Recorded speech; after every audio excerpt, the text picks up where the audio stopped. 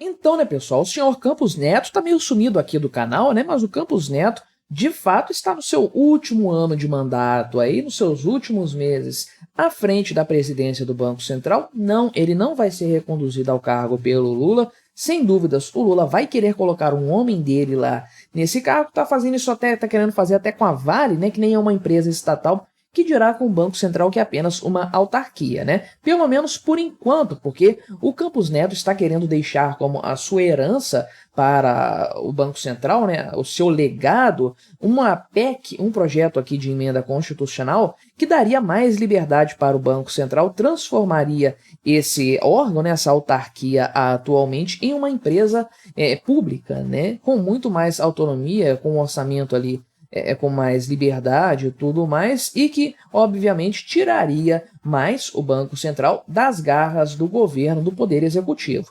Nem tanto, né? Não o suficiente, mas tiraria um pouco mais, deixaria a coisa mais independente, justamente prevendo aí, o Campos Neto, é claro, o que o Lula vai fazer com o Banco Central a partir do ano que vem, que é um grande medo de todos nós, né? Vamos conversar então sobre esse tema, sobre esse assunto, mas antes disso, não se esqueça, deixe o seu like e o seu comentário neste vídeo, se inscreva no meu canal se você ainda não for inscrito, considere se tornar membro patrocinador do meu trabalho. Com valores a partir de R$ 1,99 por mês, você me ajuda bastante dessa forma, pode ter certeza disso, né? Então, o Campos Neto afirmou essa sua ideia, né? Essa sua proposta de apresentar aí uma proposta, né? A proposta de apresentar uma proposta, ficou engraçado, de emenda à Constituição Federal para o Congresso Nacional discutir e, é claro, tem que ter ali um grau de apoio por parte do governo. O difícil vai ser isso, né? Mas parece aqui que ele já está tentando costurar um acordo com o Fernando Haddad, ministro da Fazenda, está tentando manter a coisa assim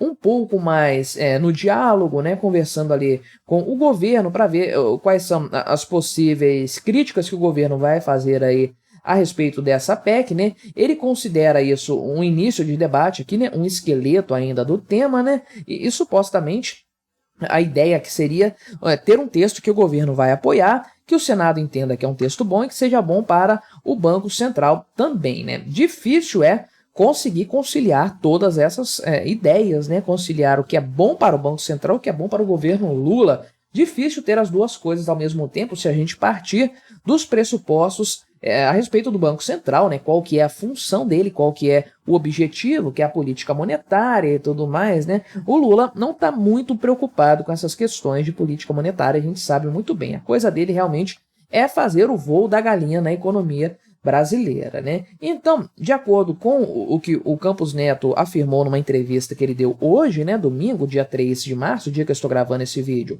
para a Folha de São Paulo, essa PEC foi um trabalho que o Banco Central apoiou, vários diretores participaram do projeto, né? Tanto o Banco Central como o Senado estão muito abertos para discutir com o governo, né? E aí, de acordo com o que ele falou, também é preciso saber se tem alguma coisa que incomoda o governo no âmbito da governança aí, e tem muito espaço de manobra, segundo o Campos Neto, para acertar esses detalhes, né? E ele teria se encontrado aqui, inclusive, na semana passada com o Fernando Haddad para conversar a respeito desse tema, uma conversa classificada pelo Campos Neto como muito boa, né? E aí, nas palavras dele, expliquei para ele o que estava acontecendo no Banco Central, no detalhe, e qual era a minha preocupação. Eu tentei dar conforto para ele que o Banco Central tem flexibilidade, que a gente pode discutir, que nada vai ser feito à revelia, né?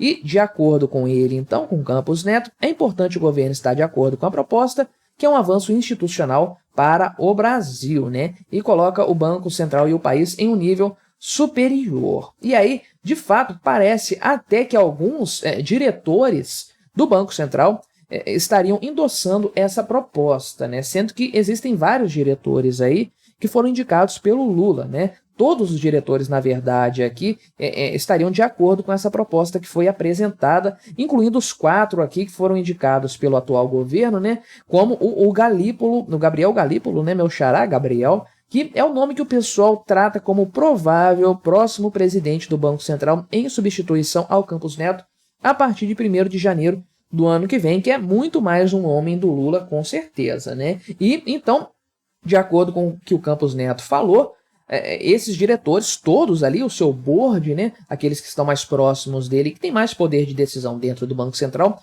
estão todos de acordo com essa proposta aí, né? E desde 2021 o Banco Central, de alguma forma, tem tido mais autonomia, né? Foi passada essa lei, essa proposta de emenda à Constituição na época, se eu não me engano, que dava mais autonomia para o Banco Central, inclusive na questão da presidência, né? O presidente não poderia ser removido pelo presidente da República, o presidente do Banco Central, a não ser em algumas circunstâncias muito específicas que o Lula tentou emplacar, não conseguiu nenhuma margem para isso contra o Campos Neto, porque realmente o Campos Neto fez um bom trabalho ali, tem feito, né, um bom trabalho enquanto presidente do Banco Central, dentro do que dá para se fazer, né? A melhor coisa para se fazer com o Banco Central é acabar com ele, como Javier Milei quer fazer lá na Argentina, né? Então, a partir de 2021 foi passada essa lei ou proposta de emenda à Constituição, não me lembro, que daria de fato aí essa possibilidade, que tem sido mantida até agora, de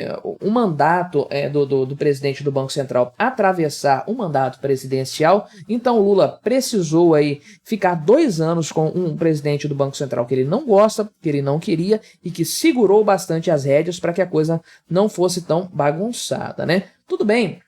Lá em 2026, caso a direita, volte ao poder, né, vai ter que aguentar 2 anos de um presidente do Banco Central lulista, faz parte do jogo, né? Por outro lado aqui, conforme o pessoal do Globo pontua, né, a autarquia, né, o Banco Central, atualmente depende ainda do Poder Executivo, tanto do ponto de vista administrativo quanto do ponto de vista financeiro também, né? Por exemplo, o governo federal determina a realização de concursos públicos para o Banco Central, né, e fixa o seu orçamento anual também, né? De acordo aqui com a ministra da Gestão e Inovação do governo Lula, que é a Esther Dweck aqui, ela disse o seguinte, né, que o governo foi pego de surpresa por essa PEC, não era algo esperado e que isso irritou o PT, né? Então, o pessoal, ela não descartou ainda debater sobre o tema nem nada disso, mas a gente sabe bem que o núcleo duro do PT não está de acordo com essa proposta, né? Aqui eu tenho o texto dessa PEC que foi apresentado. Caso ela venha a ser discutida de fato, né, tem muita gente aqui participando da autoria, né? Então, não sei, parece até o Senado todo, ao que parece aqui, né? Pelo menos o pessoal da oposição, eu diria, mas tem gente do PSD também, né, que é partido de apoio do presidente Lula, né?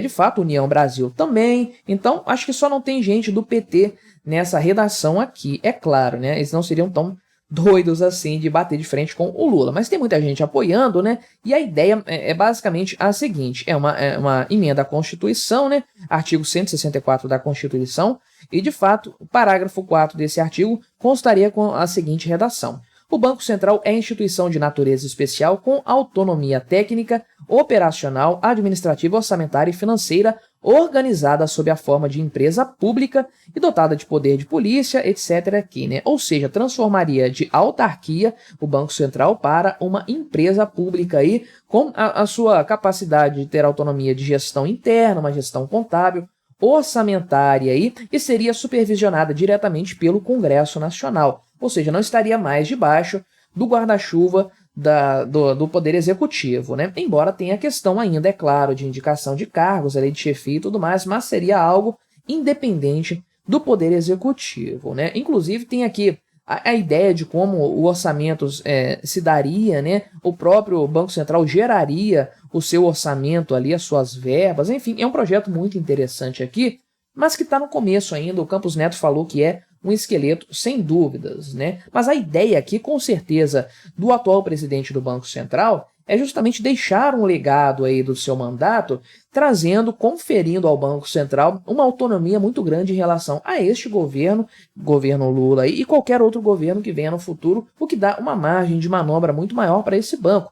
Veja só a medida anterior do governo Bolsonaro, que de fato deu essa autonomia para a presidência do Banco Central se manter no seu cargo, independente da vontade do presidente da República. Olha o tanto que isso teve de repercussão positiva para o Brasil. Os resultados do ano passado, sem dúvidas, né, resultados positivos do ponto de vista econômico, se devem à boa atuação do Banco Central também, né? Outros fatores, mas também a esse ponto que não pode ser descartado. E, obviamente, isso está incomodando o pessoal do PT, sem dúvidas, né? A Gleisi Hoffmann, que é aí presidente de fachada do PT, é uma porta-voz do Lula nessas questões, né? Ela disse o seguinte, que essa proposta aí ameaça o Brasil, né, de forma geral, e transforma o país numa ditadura monetária, né? Vai vendo. Ela disse aqui o seguinte, né? O governo Lula fez o PIB de 2023 crescer 3 vezes acima das previsões, mas os dados do IBGE demonstram que os juros exorbitantes do Banco Central derrubaram os investimentos e estagnaram o crescimento no segundo semestre. Tudo aqui mentira o que ela falou, né? Obviamente, quem fez o PIB crescer 2023 foi o agronegócio, o carrego estatístico lá do governo Bolsonaro. O governo Lula só fez diminuir isso aí, atrasou o crescimento da economia brasileira. Segundo semestre não cresceu absolutamente nada, né? E de fato aqui ela trata a questão dos juros como sendo exorbitantes, mas o que segurou a inflação num patamar aceitável foram esses juros aí, e o que derrubou os investimentos foi o governo Lula. De fato, ninguém quer colocar dinheiro num país governado por gente socialista, né? Então, ela diz aqui o seguinte, que o Campos Neto defende mais autonomia para o Banco Central, critica a Folha de São Paulo por isso. Ô Gleisi Hoffmann, se você acha que a Folha de São Paulo não está sendo favorável ao governo Lula, aos interesses do Lula, pergunta lá pro seu chefe se o Pix está caindo direitinho para eles lá, né? E aí, ela diz que o Campos Neto segue defendendo taxa de juros acima da realidade, contenção do crédito, né? Aponta salários melhores como risco e tudo mais, e aí eles querem submeter o Brasil a uma ditadura monetária. Ela publicou isso aqui hoje, né? Então, o que eu posso dizer de um projeto que está ainda encaminhando, não sei nem se vai caminhar muito no final das contas, é ainda um esqueleto, é ainda uma proposta inicial, é o seguinte: se a Gleisi Hoffmann não gostou, se o PT não gostou, é porque provavelmente é muito bom para o país. Mas e o que você achou dessa história? Deixe aí o seu comentário, se inscreva no meu canal se você ainda não for inscrito, e até a próxima!